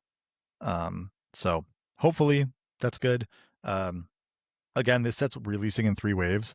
So the pre-orders for the September stuff at the Pokemon Center were last week, but there will be another pre-order situation for the October releases, and then there'll be another pre-order situation for the November releases in the coming months. So if you didn't get a pre-order at the Pokemon Center last week, like there probably won't be any more ETBs from the Pokemon Center, but there will be other products to pre-order coming up. Yeah, I agree. It does feel like, because I got in the queue really late, like 5 p.m. late. Okay. And it was like 14 minutes for queue. And I was like, I don't even care about I just want to see if there was anything else new. Sure. And when I went in, everything was in stock except the ETBs.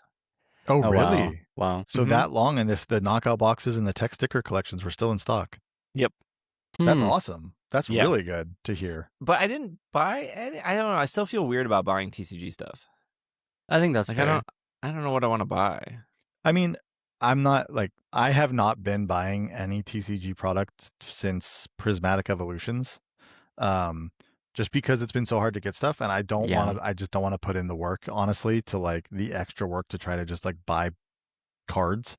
Mm-hmm. And so I hadn't been doing that, but for 30th anniversary, I was like, it would be nice to like open up some 30th anniversary stuff, Right. and be able to like, and there's not a ton of cards in the set. I mean, there are all those Pikachus, and there's like a bunch of promo cards and stuff, but the sets itself, it doesn't seem like it's a huge set or anything. So, it might be, I think it'd be a fun one to open. But yeah, it's nice to hear that like there was still product available that much later in the day. Yeah. So yeah, there was. good. Yeah, because I woke up and I saw that there was the queue for it, and I was like, I'm not gonna bother. Maybe I should have bothered then. You should have maybe bothered. Yeah, I wouldn't be surprised if another round of ETBs go up. That would be nice. I hopped in and out of the queue at the beginning because like it was on my phone, and then I was like, I don't want it on my phone because I need my phone. And then like I tried to switch over to my computer, and then for like the first like hour, it wouldn't let me in. Like it wouldn't even let me into the queue on my computer for some reason. So I'm a little bummed that like if I'd stuck it out on my phone, I probably would have gotten an ETB. Yeah. Because I missed the ETBs by about 30 minutes. Like, oh yeah. And so, that's fine. Like, it is what it is. Hopefully, I can catch an ETB in like a Target or like a Walmart or Best Buy or something. All right. Well, now your hopes are getting a little higher. You never know.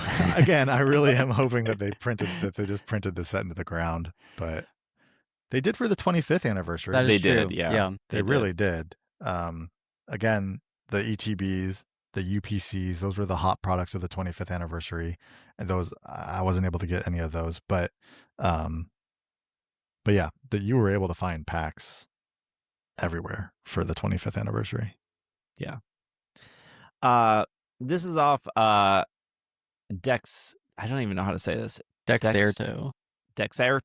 I hate reporting news from Dexerto. It's like I feel like I'm reading tabloids. But it has 2 things here that summarize what we want to talk about. So number 1 is Pokemon is dropping Unite from the 2027 esports circuit. and Champions is excluding mobile players. Those are the two things that I think were the biggest news from the 2027 Championship Series that they've announced. And so in order to like filter through all of that, we'll just read here.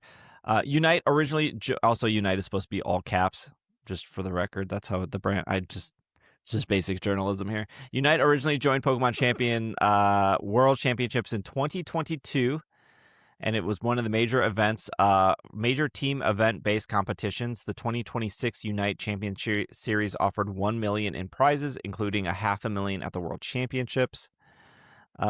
Rather than ending Unite competition entirely, the Pokemon Company will replace the Championship Series presence with a separate event called the Pokemon Unite AOS Crown 2027 Tokyo.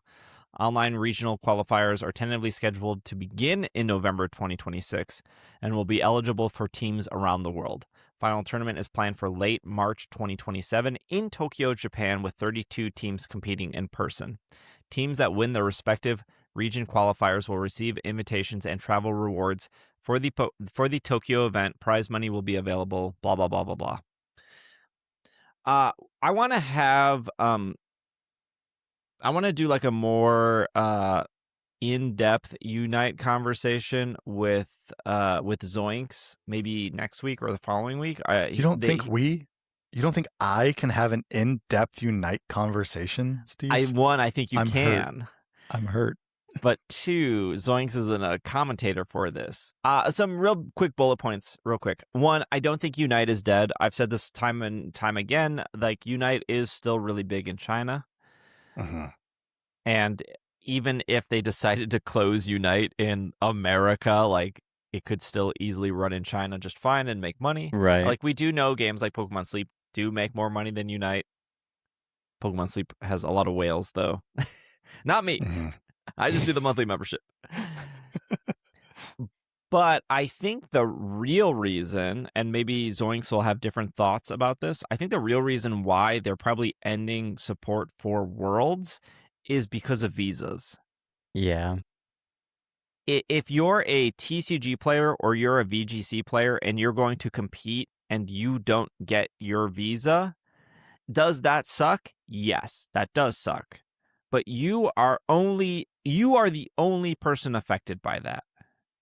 If you are a team of 5 people from Brazil and you've been practicing for a full year and you come to San Francisco to compete and one of those people on the team, their visa doesn't get through, what are you supposed to do at a world championship level? You're cooked. You have to rely on everybody on the team. Do they not have... I honestly don't know. This could be a dumb question. Do they not have, like, subs in the same way, like, a basketball or, like, a football team would have, like, other players who aren't the starting lineup who could, like, fill in, though? But then we have to assume they can also get the visa approved.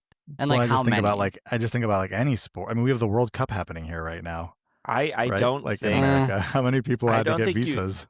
I think maybe if you're watching on YouTube or if you're in the Slack or Discord, maybe you can comment on something like League of Legends. I would assume a game as big of League of Legends has subs. But I don't think Unite is big enough in the sense of a team of 5 have like 2 people on reserve in case visas don't go through. Right. But I did hear from people that this has happened in League where visas get rejected and they do have to sub out. Right. But I think there are definitely more people playing League of Legends than there are definitely people playing Unite. Sure. Yeah.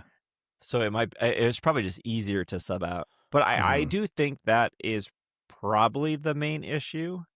I mean, even if going back to the World Championships in Canada, everyone thought that was like a slam dunk, no-brainer. Seattle is right across the border from not right across the border, but Seattle's right there, Canada's right there.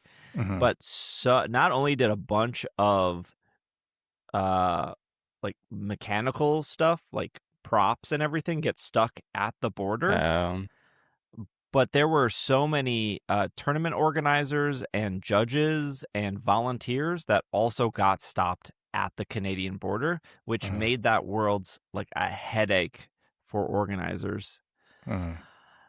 Yeah.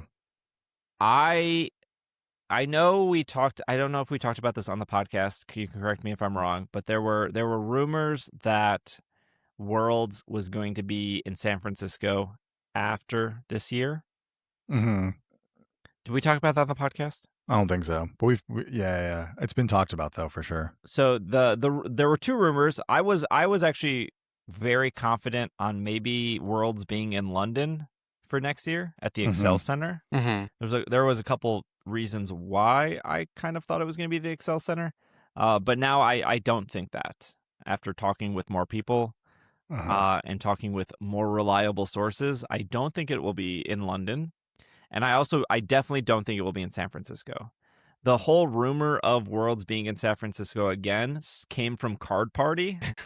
Yeah. It did. That's where I first heard it, and I don't know who at Card Party was confident to spread that. But then I hear, like, even when I was streaming GoFest in New York, people would come into chat. They'd be like, "Hey, did you hear it might be in San Francisco?" And I was like, "Oh, this is like the Card Party rumor. It has only come from that like convention." Yeah, I mean, I know at least one place it came from, and it is in my opinion, it's like a fairly reliable place, though, which is interesting. So I do wonder. I have a more reliable place than I think. I think so too. And they were 100% confident it was not going to be in San Francisco again. Okay. So if you take that, okay, it's probably not going to be in London. Yeah. It's probably not going to be in San Francisco. Mm-hmm. They're saying that Unite will not be featured next year. I think all three of those play in together, that it will definitely not be in America next year, which rules out San Francisco. And I don't think it will be in Europe next year. So going back to Asia, you think? So I think Worlds is going to be in Asia. Okay. So what are your options there? Like Taiwan, Japan, Singapore, Korea. I think those are maybe like the top four I think of.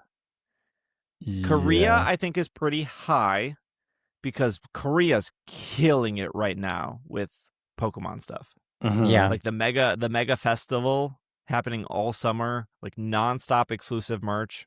Yeah. I think Korea's really high as a choice. I think Taiwan is really high as a choice because they're redoing the Pokemon Center there, and they're like what Korea was a couple years ago. Right. Yeah. And I think Singapore is up there. Singapore has had a ton of Go events, and I think again Singapore also has their own Pokemon Center in the airport. So again, I think Singapore and Taiwan are like Korea, but like 3 years behind. But I think they're still in the running. I think Japan is like bottom of that list. I don't think Japan, because they are separating out that tournament there. True. That's a good point. Yeah. But I think it's going to be in Asia. Okay. I don't think San Francisco signed a multi-year deal. We shall see. Yeah, I guess we'll see. I like, at the end of the day, like if I'm wrong on that I don't care where it is really. You know what I mean? Like, yeah, I do care where it is, because if it's in San Francisco, I'm definitely gonna go again. Sure. And if it's in Asia, there's a good chance I'm probably not gonna go. I honestly think for the health of people's mental capacity, I think it not being in America next year is probably a good thing. Right. Because True. the last 2 That's years, fair. it just feels like tickets have been unfair or not great, and I feel like if they just go away from America for a year, and maybe they figure something out and then come back, maybe it'll be better. Yeah, that's true. I would agree. That's true. Maybe there's a big maybe there. Yeah, maybe, but I don't think a fourth year in America, technically, if we're counting Hawaii. Yeah. I don't. I think the saltiness, and I think people have every right to be salty about how the ticket situation handled. Yeah, seriously. I think going away for a year is more good than bad. Because at least if it's in like Singapore or South Korea, people would be like, that wasn't on my bucket list. I don't want to do that flight. There's other limitations that people write off before like, oh, I couldn't get a ticket. Mm-hmm. Yeah. It's a fair point. And if it's in Japan, because the dollar is so strong, I don't think that alleviates any of the issues. Plus, have you ever tried to like go to a wild area in Japan? Like the hotels are already gone before. Right. Like Japan has the same problem as America, just a different language. Yeah. Sure. For sure. And they can get to places a lot easier because they have good public transportation. They really do. They really do. The other news from this is Pokemon Champions launched on the Nintendo Switch and Switch 2 on April 8th, came to iOS and Android on June 17th. However, the device policy for the 2027 VGC competition says that only consoles from the Nintendo Switch and the Nintendo Switch families will be allowed. It does not list phones or tablets as eligible tournament devices. Interesting. It's almost like this podcast right here was saying that for months. And then people have the audacity to say that we're too negative on Champions, and Champions is definitely catering towards VGC players, when I at least have been saying Champions is just a marketing tool to get people to buy Gen 10 and to get people to buy a Switch, just like how Mario Kart Tour was to get people to buy a Switch to buy Mario Kart, and just like Animal Crossing Pocket Camp was to get people to buy a Switch and to buy Animal Crossing. It worked for Animal Crossing and it worked for Mario Kart. Two of the best-selling games on the Nintendo Switch definitely had help from a free-to-play mobile game on iOS and Android. Why would Pokemon not do the same thing? Yeah. So let's take this back a little bit and think about this. So no thinking. I was right. So they marketed this game, the little marketing that they did. They marketed this game. They really pushed toward new players. Our assumption on that was that makes sense. A lot of new players maybe don't have a Switch, right? Right. A lot of new players are going to be coming online because they have a phone and now they can play it on iOS or Android.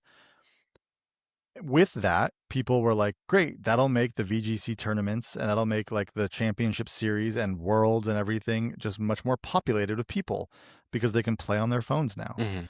And now they're like, hey, I know we marketed this to a bunch of new people, but if you want to actually play in the Champions series and like go to worlds and everything, you can't play it on your phone. This company is so confusing when it comes to this game. Like, to your point, I get that they're trying to sell Switches. And so that's like, here's this free to play game, get you playing, and now we want you to buy a Switch. I just like, I don't see that happening in the same way that it did happen for like Mario Kart Tour or like Animal Crossing. Like, it just feels very weird that they're like, that they pushed so much toward new people. Because even with like Mario Kart Tour or Animal Crossing, like, I guess I don't know what their marketing campaigns were like, but like the fact that they were giving interviews being like, we're setting this game up so it's not confusing to new people. We're not adding Clefairy. We're not adding Porygon 2, so it's not confusing to new people. But then we're going to put Oranberry in there, which is going to be confusing to new people because they're not going to know how bad it is and how it's useless. And then we're also not going to let the people who have it on their phone go to Worlds. You have to buy a Switch. Like that messaging is just so muddy. Like, it doesn't make any sense. It almost feels like they wanted it to go one way and then realized it wasn't going to work. So now they're pulling it the other direction. Yeah. And now it's just like, well, now the message is completely confused. And it ended up in the place where like we initially thought it was going to be at the very beginning, which is people playing VGC and who love VGC are just going to have a different way to play it, right? Which is like through this app, whether it's their phone or their Switch. But Don't even I get me just think started it's- on how bad the battle passes are too. The battle passes have Never good. only They're never gotten worse. good. They've gotten incredibly worse. Yeah. There's Not no good. Pokemon in this one, right? In the newest one, it's just clothing. It's just like clothing and It's not it's one piece of clothing. It is just the Failings belt. Not worth it. It's not even like the full outfit for the punching guy. I don't remember his name. The guy who punches the wall in the tunnel. Ivor. Ivor. Ivor. It's just his belt in the battle pass. Not It his is a shirt, nice not belt. his pants, just his belt. Nice belt, not worth it. Also, still one stadium in the entire game if you don't count the training gym. Yeah.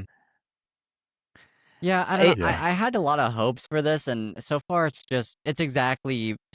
very bare bones. It's just battles, which I guess is what they were saying, right? They said what they said, and that's what we got. But I was hoping they would add more over time, and it doesn't really seem like they're doing much to the game.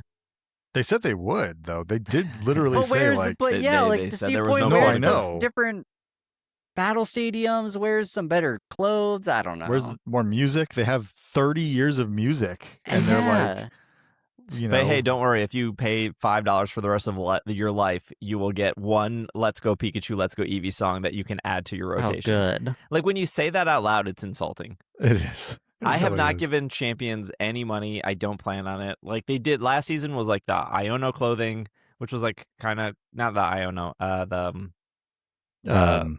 the Canary clothing, which Yeah. was Yeah. kind of cool. And I like Canary a lot. I think she's a great character. But I just don't want to give the game any. I don't think the game is worth giving money to. Like I do feel like Sleep is worth giving money to. I love Sure. Sleep.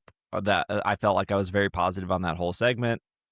Even our Go segment, our last segment, which was Go, I felt very positive of like repeating Go Fest, announcing the wild area, bringing like super positive. I have no problem giving money when I feel like I'm having a great time with the game. Mm-hmm. Every time last time I played Champions, I played for 4 hours. I did 13 battles. I won 12 of the 13 battles. I made it to master rank in that single sitting. And I was like, what else is there? I could keep pushing master rank, right? Like the highest I've made is like top 3,000 in the world. It would be cool to keep pushing. But I don't know for what. Right. For what? Well, Like at least in like Scarlet and Violet, yeah. when I was pushing, it was like, okay, cool. I can get some ribbons on these Pokemon. I can switch. I don't know. It feels, maybe to me and maybe to no one else, it just feels so weird to rip out a core mechanic of a game and put it over here. And then for that core mechanic to be so incredibly bare bones. Yeah. Yep. It just feels weird. I'm not saying it feels bad. I'm not saying I'm just saying it feels weird. Yeah. I was gonna say I think a big thing that I can hear you saying is how like you could do all this a year ago.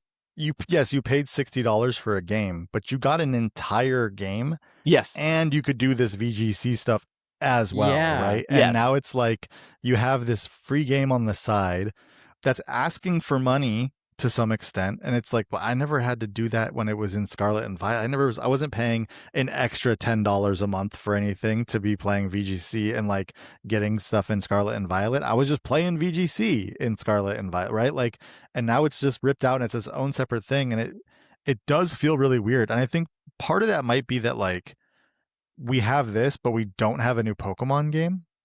So like if you think about how you would typically, at least I'm saying you specifically and not everybody, because I know some people just buy the game just for the VGC, but you would typically play a game like Scarlet and Violet. You play through the story, you do all this stuff, you catch your Pokemon, you're doing all of that. And then you do the VGC stuff afterwards, right? You start getting into VGC and start building teams and doing things like that. Here we don't have that, right? Because like Winds and Waves isn't out yet. So it's just like now we just have the battle system and there's nothing accompanying that. Whereas like if it came out and Winds and Waves also came out or something, you might feel like, okay, I'm playing Winds and Waves and getting all this, and now I'm transferring stuff over or whatever, renting it over to Sure. like Champions and then playing with it in Champions, and then I can bring it back into home and bring it back to Winds and Waves. And it's going back and forth, and we don't have that now because this game just came out like on its own, and then we won't see Winds and Waves until next year. And whether Winds and Waves has its own VGC thing or what, or if it's not there, whatever, the thing is that you don't have them together like you did Scarlet and Violet, Sword and Shield, Sun and Moon. And it's just, I feel like that just in itself feels really weird. For them to say that the next year of competitive Pokemon is on the Switch or Switch 2, I think says a lot of how they feel about their franchise. Like, in the sense of, let's just assume Winds and Waves comes out in November of next year. I hope The not. next championship series wouldn't start until November. Right. Right.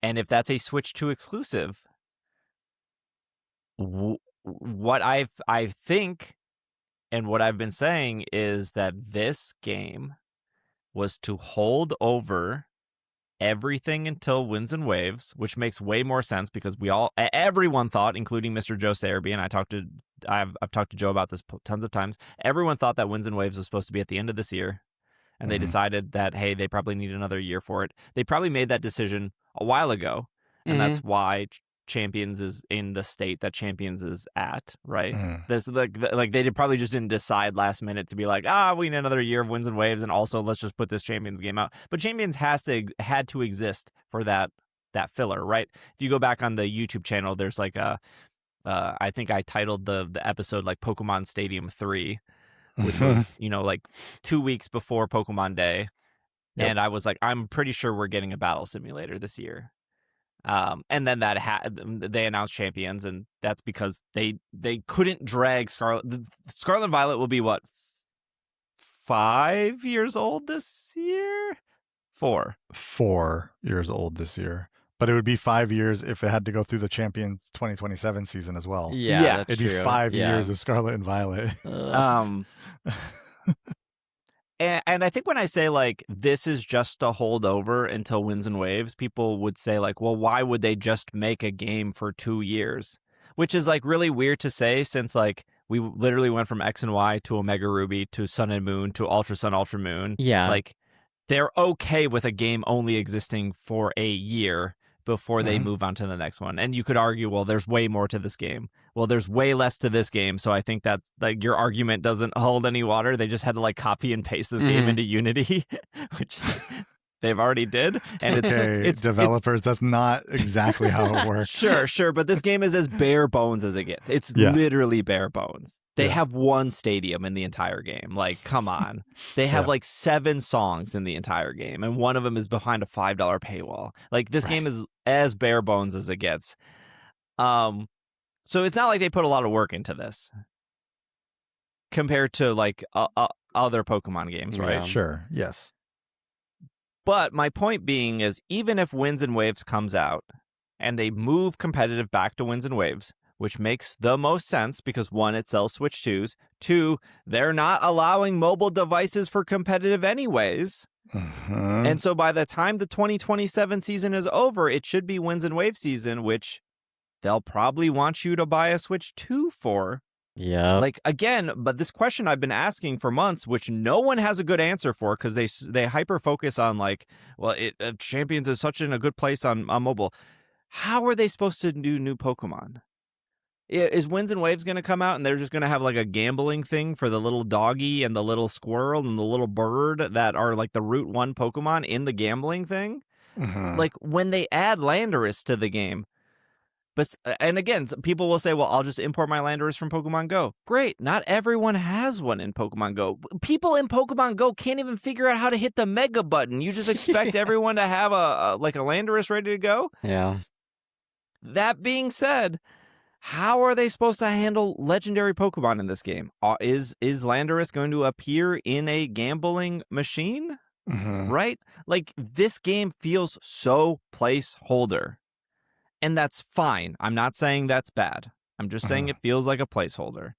And it just feels like when Winds and Waves comes out, they will want competitive to move back towards that. That doesn't mean Champions goes away, because they can still have a battle simulator where you can still practice, where you can still try old stuff, where you can still do megas, because megas will not be in Winds and Waves, where you can still do Terra, because Terra will not be in Winds and Waves, where you could still do Z moves. I don't know who wants to do that, or Dynamax. Like, there should be a place to exist for all of those old mechanics.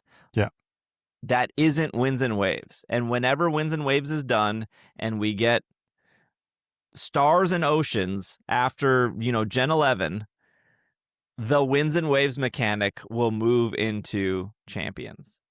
Like, it can still exist. Right. But I think they definitely want to sell new copies of the game. And whether or not you agree with that, I still think it is weird for a thing that was free to be ripped out of your $60 purchase and be put over here, and to kind of nickel and dime you. Again, you can probably get away with like not spending any money. I have definitely not spent any money. Yeah. But I've also not spent any money to get one stadium, 7 songs, and like 5 outfits. Yeah. And that doesn't feel great. You're right. Because definitely in fair. Scarlet and Violet, I have, even if I have that school uniform, I have a million hats to put on. I have every single song in Scarlet and Violet. I have all of these different stadiums I could pick from, or whatever it randomizes. And I have a full other game to play. Yeah. When I get bored, I don't. Everything feels very like, none of this feels cohesive. Everything here just feels placeholder. And I think it does work as a game that could it could live on and potentially be that placeholder again if needed. Yes. Like if Winds and Waves has its, let's say let's say that this is actually a change from the Pokemon Company, where they're going to spend more time making their next generation game every few years, and Winds and Waves comes and goes, and then we have like a Legends Galar or Legends Alola or something that comes out afterwards, right? And maybe there is another year where they need it to go to Champions, so they can do the championship series in Champions for a year before that Pokemon Stars and Oceans comes out or whatever. Like they have that game there, right? And it's already developed, and they can keep it alive, and they can keep people using it as needed, and then can bring it back for things later. I don't know. I still think that's a big possibility. And yeah, I'm still not convinced like that VGC is forever separated from the main series games. I know people are going to comment and be like, you guys are crazy for still thinking that way, but I really still do think like it's not separated. The longer from main Champions series goes on, the more right we have been. And like the mobile not being allowed for the next year is it's like the big that solidifies the thought. I feel like, hey, you can't play it on mobile. Okay, well then your option is a Switch. They're gonna want your option is to buy a Switch. Yeah. Yep. Which that's true. In the grand scheme of competitive things, like if you want to be a tennis player, right? You kind of got to buy a good racket. If you want to be like a skier, you kind of have to buy like ski boots and stuff. You can't just rent. Maybe I don't know. Maybe Shaun White rents his ski boots before he does his like Olympic run. I don't think so. He's a snowboarder, so you're right. He's a snowboarder. Well, maybe he does rent his boots because he's only buying snowboards and he's not buying skis. So maybe he does rent his skis. Yeah. So I don't think like if you're serious about competitive, I don't think buying a $60 game, or in this case the game is free, but I don't think buying a Switch to compete because the thing you're spending more money on is like the flight and hotel. So like I don't think that's like I don't think that's the big issue, although I could see somebody being like, "Oh, now they want us to buy a Switch." Spoiler, they've always wanted you to buy a Switch. Yeah, it's been the point the whole time. Yeah. No matter what, no matter who they're inviting to the game, it's always to buy more products. But yeah, I think it's a pretty big hit, especially like about 1 month. Was this like exactly 1 month that this came out? That this news came out? 15th. Okay, so like just about 1 month after releasing it on mobile, they're like, by the way, don't even try to use those mobile devices to play in the championships. That's so bad. Like, I mean, I get it. Like, I mean, I see their plan, right? We see what they're doing, but it's just funny to me that they're like making this big thing, new players, here it is on mobile, everybody can play. 1 month later, by the way, if you're gonna get serious with this, buy a Switch. Yep. Like, that's wild. Yeah. No, I think this was their plan all along. Yeah. Yeah. Another comparison is like you go to like Walmart, you can buy a skateboard and you could start skateboarding, but you're going to have to get a better one. That one's going to break so fast if you're doing what you're trying to do. Yep. It's true. You're going to need the Switch. I don't think it's I don't think any of this is like an issue. I think like them needing a placeholder until Winds and Waves makes sense. Mhm. This game existing as a battle simulator makes sense. I think this forever being the VGC platform just never made sense to me. I would need them to like really amp it up with this game if that was the case. Where it's at right now, I don't think this is, we're going to do this for the rest of the time. Yeah. We need more. Yeah. Yep. I'm gonna need my Pokemon to wear clothing. So I'm gonna need the AOS energy to come to Pokemon Champions. I need Gyarados in a top hat. But also, I would still rather this be a limited thing where they're only doing it as a placeholder than deal with Scarlet and Violet competitive for another year or two. Like I agree.